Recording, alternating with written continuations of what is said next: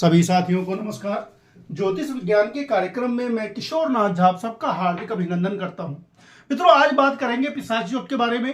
कुंभ राशि के ऊपर जो पिशाच योग बन रहा है 30 मार्च 2025 से लेकर के 18 मई 2025 तक, इससे आपको कैसी सावधानी रखनी चाहिए, क्या क्या आपको इसमें अप्रत्याशित लाभ मिल सकता है, क्या पिशाच योग आपके लिए बहुत फायदेमंद है, क्या पिशाच योग से आपको डरने की जरूरत है, सारी बातें इस वीडियो में डिटेल से। अगर आप लोग चैनल पर नए हैं तो चैनल को सब्सक्राइब जरूर कर लें। सबसे पहले बात करते हैं पिशाच योग के बारे में। ये होता क्या है मित्रों? शनि जो है वो अंधकार है और राहु जो है वो भ्रम है, संशय है, डर है। तो जब कभी अंधेरे का और भ्रम और संशय से मिलान हो जाए, यानी कि अंधेरे में डर भी लगे, भ्रम भी हो जाए, संशय भी हो जाए, तो क्या परिस्थिति बनेगी, ये मैं आप पर ही छोड़ता हूं कि जब कभी अंधेरा भी हो और डर भी लग रहा हो, संशय भी हो, भ्रम भी हो, तो परिस्थिति हमेशा प्रतिकूल ही होती है। तो शनि और राहु की जो युति है वो यही है। शनि बिल्कुल अंधेरे हैं और राहु जो है वो भ्रम है, संशय है, डर है। तो शनि और राहु की युति कुंभ राशि वालों के लिए सेकंड हाउस में बनने जा रही है। और सबसे बड़ी बात यह है कि वहां पर पहले से भी बहुत सारे प्लेनेट हैं, शुक्र भी वहीं पर रहेंगे। तो सबसे अच्छा यहां पे ये दिख रहा है कि अगर केवल शनि और राहु ही होते तो बहुत ही ज्यादा नेगेटिव इफेक्ट आपको मिलता, लेकिन चूंकि शुक्र भी वहां पर 31 मई तक है, तो शुक्र वहां पर ऑलरेडी है, राहु और शनि की युति बनी हुई है। तो यहां पर आपको इससे क्या, शुक्र के रहने से आपको यहां पर क्या फायदा मिलने वाला है, सारी बातें बिल्कुल डिटेल से आप अपनी कुंडली स्वयं चेक कर सकते हैं कि आपको अब इसमें कैसा फल मिलेगा। मित्रों, राहु के बारे में मैं बतला दूं, राहु का नेचर क्या होता है। राहु एक छाया प्लेनेट है, अपना कोई वजूद नहीं होता, अपना कोई फल नहीं होता। किस पर डिपेंड करता है? जिसके घर में ये रहते हैं और जिसके साथ रहते हैं, यानी कि रूम ऑनर और रूममेट, मकान का मालिक कौन है और मकान में किसके साथ रहा जा रहा है। तो राहु का यही मतलब है। अब डिपेंड करता है कि आपके लिए राहु किसके साथ है, तो वो प्लेनेट आपको कैसा फल देने वाला है। राहु किसकी राशि में है, वो प्लेनेट आपके लिए कैसा फल देने वाला है। तो ये बात अगर आप जान लेते हैं तो आप बिल्कुल पिशाच योग के नाम से जो लोगों को डर भी लग रहा है वो सारा डर समाप्त हो जाएगा। क्योंकि पिशाच योग नाम रखा हुआ है, शनि और राहु, अंधकार और संशय तो है, लेकिन उस हर चीज की टर्म और कंडीशन भी तो होती है। शनि और राहु के साथ चूंकि शुक्र भी है, तो सारा का सारा जो नेगेटिव इफेक्ट है खासकर कुंभ राशि वालों के लिए वो समाप्त हो जाता है। अब देखते हैं सबसे पहले कि कुंभ राशि वालों के लिए सेकंड हाउस में शनि, राहु और शुक्र है। शुक्र 31 मई तक रहेंगे और 18 मई को ये युति टूट जाएगी और पिशाच योग की हो जाएगी समाप्ति। अब यहां पर शुक्र है कौन आपका?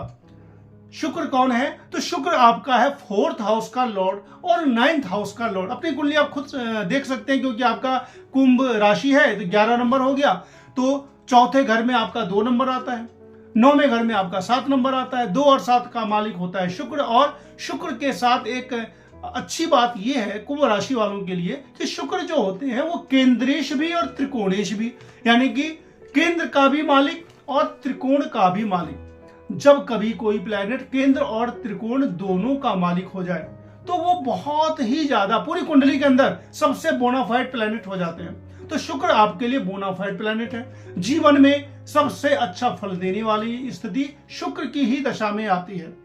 तो यहां पर शुक्र ऑलरेडी उच्च है, 9th हाउस का लॉर्ड होकर के सेकंड हाउस में उच्च है। एक चीज और देखने को मिल रहा है कि शनि, राहु, शुक्र तीनों ही मित्र है, और अगर 3 मित्र एक साथ रहे तो क्या होगा? खुशियां मनेंगे, जश्न होगा। 3 मित्र, जिगरी दोस्त अगर एक साथ एक ही कमरे में रहे तो क्या होगा? ज्योतिष का यही सिद्धांत है, यही। अब अगर कोई दुश्मन प्लेनेट 2 एक साथ हो जाए तो बहुत ज्यादा गड़बड़ी होती है। वो गड़बड़ी का सामना हमें करना पड़ता है, यानी कि हमारे ऊपर सारी विपदा आ जाती है। फिर अगर एक राशि में अगर 2 दुश्मन बैठ गए तो फिर हमारे लिए वो प्रॉब्लम खड़ी हो जाती है। लेकिन यहां पर पिशाच योग तो है, लेकिन शनि और राहु ने पिशाच योग तो बनाया, लेकिन यहां पे कंट्रोलर जो है वो शुक्र है। क्योंकि शुक्र जो है वो आपके भाग्य का स्वामी है, तो यहां पर हम कह सकते हैं कि रूममेट जो है वो आपका अच्छा है। तो राहु का रूममेट शुक्र, और शुक्र आपके लिए अच्छा फल देने वाला, तो राहु यहां पर किसका फल देंगे? रूममेट का। अब बात करते हैं किसके साथ है, तो शनि के साथ है। शनि कौन है? लग्नेश। लग्नेश भी अच्छा फल देंगे। अब बात करते हैं किसके घर में है? 12 नंबर में है, और 12 का जो लॉर्ड है वो होता है बृहस्पति। और बृहस्पति किसके मालिक हैं? यहां पर थोड़ा सा सावधान रहना होगा, क्योंकि राहु यहां पर सेकंड और 11th दोनों के ही लॉर्ड है। मित्रों, सेकंड जो होता है वो मार्केश होता है, 11th जो होता है वो छठे से छठा होता है, यानी कि शत्रु कर्जा बीमारी का डबल। तो शत्रु कर्जा बीमारी का डबल और इधर मार्केश, तो यहां पे बृहस्पति के घर में पिशाच योग बनने से बृहस्पति का भी फल वहां जाएगा। तो यहां पे थोड़ा सा आपको क्या क्या सावधानी रखनी है।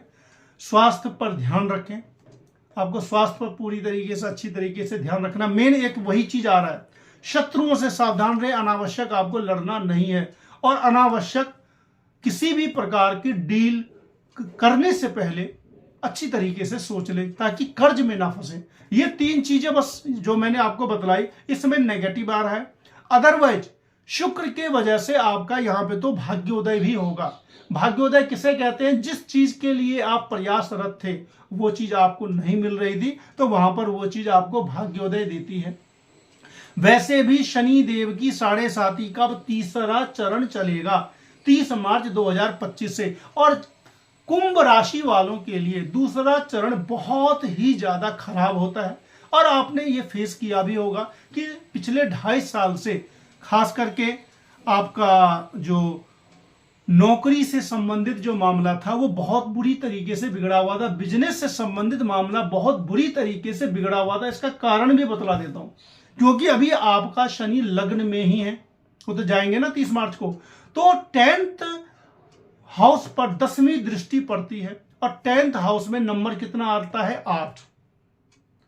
10वें घर में नंबर आता है 8, और 10वीं दृष्टि भी पड़ती है शनिदेव की वहीं पर।